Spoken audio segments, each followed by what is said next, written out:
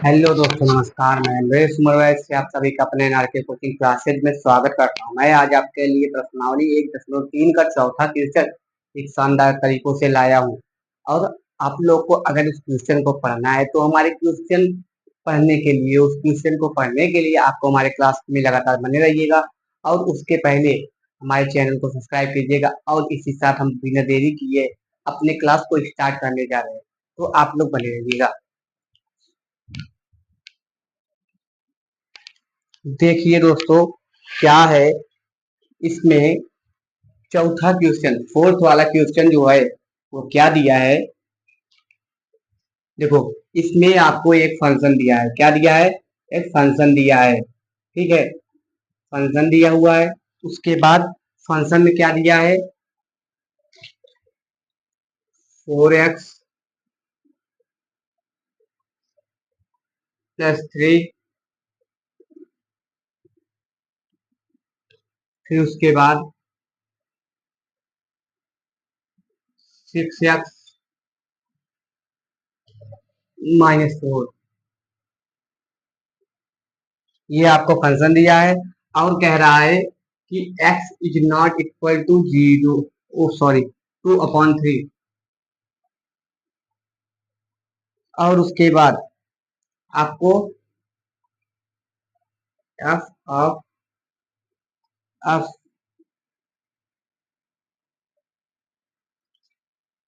Of x is equal to x का प्रतिलोम फलन है। क्या क्या है? मतलब इसका आपको f ऑफ f दिया हुआ है और f of f is equal to x दिया है। और x जो है x के बराबर, इसके बराबर में x दिया है। और इसका पूछा है क्या आपसे कि सिद्ध करने के लिए कहा है कि क्या यह इसका प्रतिलोम फलन होगा। क्या यह इसका प्रतिलोम फलन होगा? अब प्रतिलोम फलन मतलब x का प्रतिलोम फलन। अब प्रतिलोम फलन का मतलब क्या होता है? प्रतिलोम, प्रति मतलब उल्टा ही होता है। प्रति माने क्या होता है? उल्टा। हम जानते हैं जैसे प्रति मतलब उल्टा। अगर हम 2/3 है तो इसे 3/2 लिख दिया जाए तो उसे ही हम प्रतिलोम फलन कहते हैं। क्या बोलते हैं? प्रतिलोम फंक्शन। तो हम आइए बिना देरी के स्टार्ट करते हैं। देखिए, इसमें दिया हुआ है तो हम किसे, इसमें देखो कोई फंक्शन है, अपने फंक्शन जैसे एफ ऑफ एक्स, मतलब यह इसका क्या मतलब है ये देखिए। इसका मतलब ये है एफ ऑफ एफ एक्स। देखो, इसमें एफ का फंक्शन एफ से ही कनेक्ट है। एफ का फंक्शन एफ से ही कनेक्ट है। तो उसके बाद क्या करेंगे हम? देखिए, यहाँ पे हम एफ एक्स का मान ले लेंगे।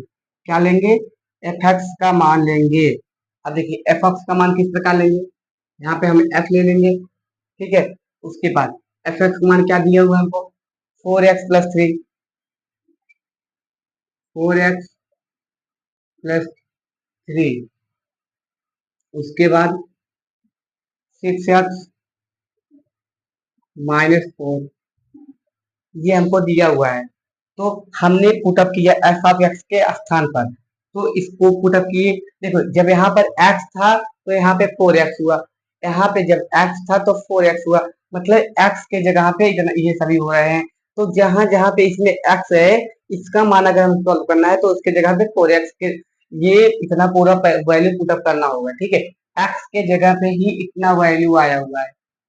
तो हम यहाँ पे क्या लेंगे?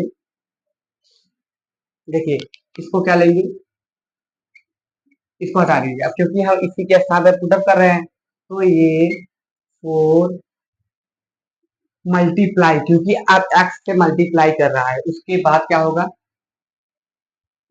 4x+3 अपॉन में 6x+3। उसके बाद +3। उसके बाद क्या होगा? 4x ही था ना? ठीक है, 6x, एक मिनट की, ठीक है, ये 6x, ओ हटा दीजिए। 6 × 4x+3। 6x+3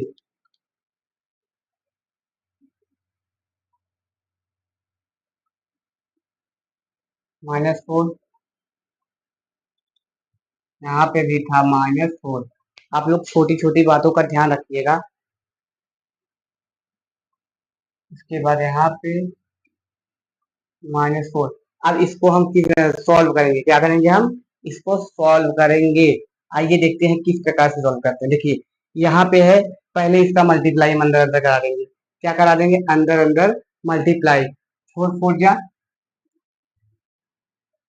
4 कितना होता है,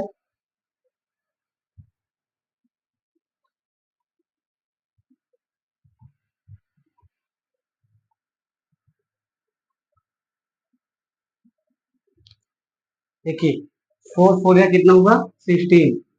तो हम यहाँ पे 15 लिखे। फिर उसके बाद 4 3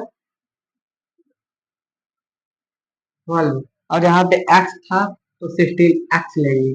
उसके बाद देखिए इसका मल्टीप्लाई हम इसमें किए और इसका मल्टीप्लाई इसका में किया।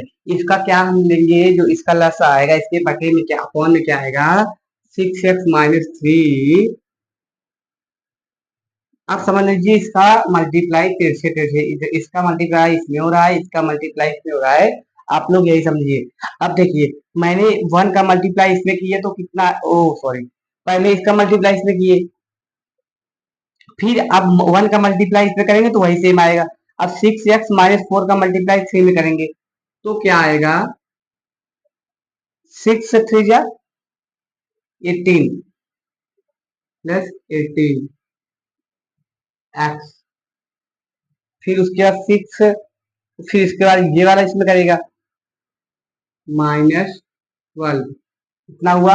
उसके बाद इसी प्रकार से पहले 6 का मल्टीप्लाई इसमें करेंगे, फिर 1 का मल्टीप्लाई इसमें करेंगे तो 6 4 24x।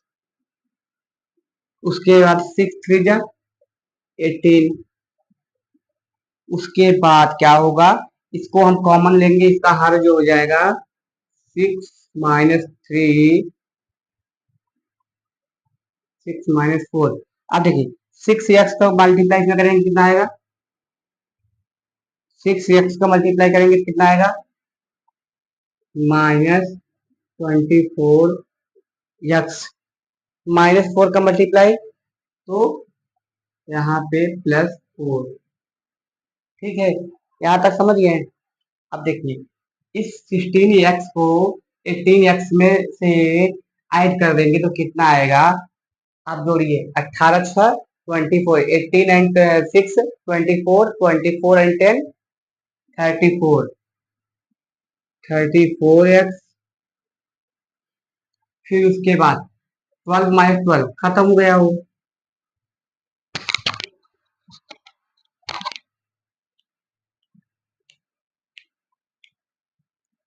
उसके बाद वो खत्म हो गया। अब देखिए ये हर सेम है तो ये कट जाएंगे, ये दोनों कट जाएंगे। 24x एंड 24x ये खत्म हुए। 18 एंड 16 34 आया। और देखिए प्रतिलोम मतलब एक देखो, एफ ऑफ एक्स जो था हमको एक्स दिया था। अब देखो अब ये 34 हम इस 34 से कट करिए तो क्या हुआ,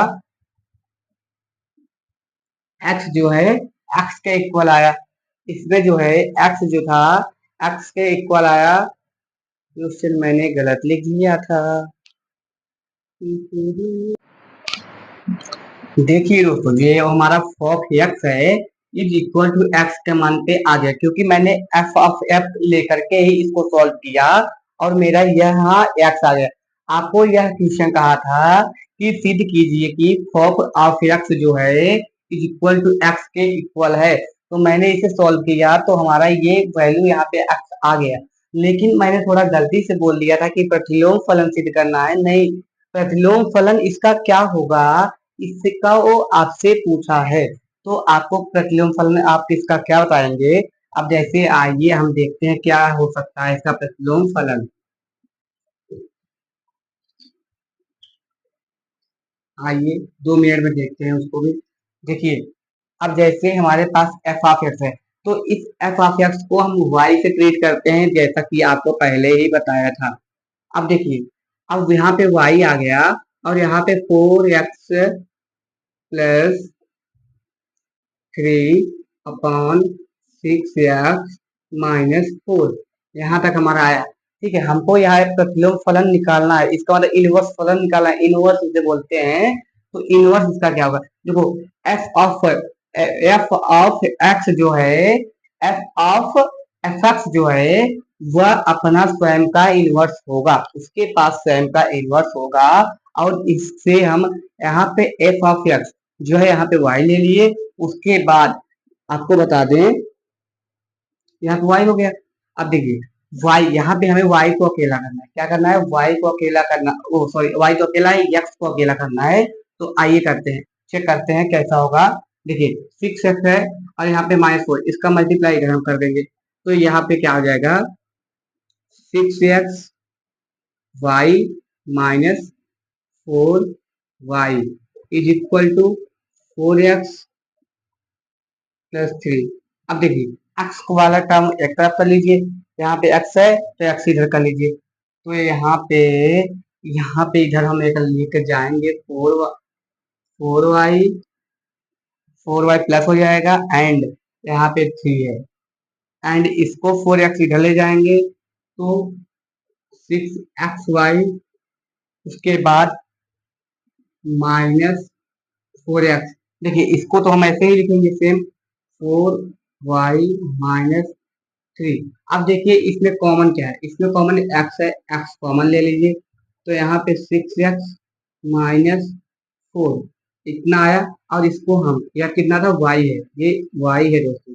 अब इसको हम इधर पक्षांतर करेंगे, तो 4y-3 अपॉन में 6x-4। अब देखिए यहाँ पे जो x का इनवर्स जो आया, एफ ऑफ एक्स का इनवर्स जो आया 4y-3, और यहाँ पे क्या था, यहाँ पे y बचा था, तो यहाँ पे 6y-4। देखिए दोस्तों थोड़ी थोड़ी मिस्टेक कभी कभी हो जाती है, कभी कभी इंसानों से ही मिस्टेक होती है, तो मुझसे भी आज हो गई थोड़ी मिस्टेक, तो उसके लिए मैं क्षमा चाहता हूँ, क्योंकि आज थोड़ा दिमाग मेरा कहीं और था, और हाँ आपको है थे, इसलिए थोड़ा दिमाग डिस्टर्ब हो गया था, तो आपको थोड़ा सही से नहीं एक्सप्लेन कर पाया, लेकिन इसके लिए मुझे खेद है। मैं आशा करता हूँ कि आपको अच्छे से पढ़ाऊंगा आगे की क्लास में। ये अगर आपको आज मेरी अड़भंगी तरीके से जो मैंने पढ़ाया है, अगर आपको अगर इस तरीके से समझ में आ गया हो, तो मैं मुझे विश्वास हो जाएगा कि आप लोग और अच्छे से पढ़ते हैं, क्योंकि इस तरीके से मैंने पढ़ाया आज, अच्छा खासा ही पढ़ाया हूँ, ऐसा भी नहीं है कि पागलों की तरह पढ़ाया हूँ, लेकिन थोड़ी बहुत तो मिस्टेक किया था, तो उसको आप लोग समझ लीजिएगा। अगर नहीं आएगा तो हमसे पूछिएगा, हम बताएंगे। तो देखिए यहाँ पे 6y-4 है, और यहाँ पे x है, तो देखिए अब देखिए 4y-3, 4x, ओ हो,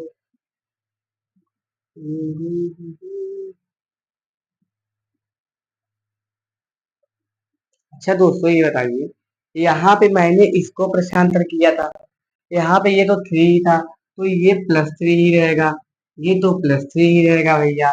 देखिए अब यहाँ पे 4y+3, 6y-4, यहाँ पे ये हमारा आंसर आया, तो देखिए यहाँ पे 4x, यहाँ पे 4y, बट इसमें केवल छोटू सा चेंजेस है, यहाँ पे y है, यहाँ पे x है, और लेकिन फंक्शन तो उसका वही आया है, क्योंकि यहाँ पे f(x) y से मैंने लिया तो y मिला, इसका मतलब एफ का जो इनवर्स होता है दोस्तों, वह सदैव एफ ही होता है, वही फंक्शन ही होता है, एफ ऑफ एक्स ही होता है। समझ चुके होंगे, मैं आशा कर रहा हूँ एफ ऑफ एक्स का इनवर्स फंक्शन सदैव वही होता है। I hope you are understand this question very well. Thank you दोस्तों।